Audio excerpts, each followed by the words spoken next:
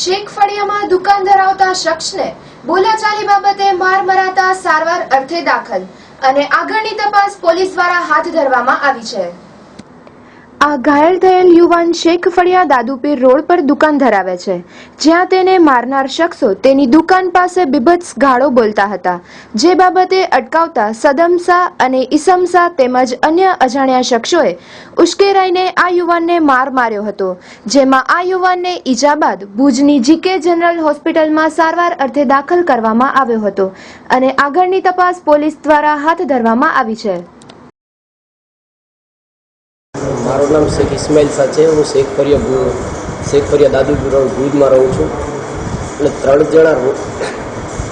ત્રણ જણા રોજ સામે દુકાનની સામે આવીને સવારે રોજ બેઠા રહે અને જેમને તેમ ગારો આડકતરી રીતે ગારો ને જેમને તેમ છુરીઓને બતાવે રહે।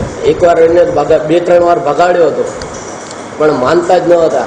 એને એકવાર તો ભગાડ્યો, બાપાએ ભગાડી નાખ્યો। પછી થોડીક વાર રહીને 2-3 જણા આવ્યા દુકાનની સામે ગારોને બોલાવવા માંડ્યા, તો એને જવાબ દેવા ગયો, મને ડાયરેક્ટ મારવાનું જ શરૂ કરી નાખ્યો અને ત્રીજો એણે તલવાર લઈને આવ્યો ડાયરેક્ટ।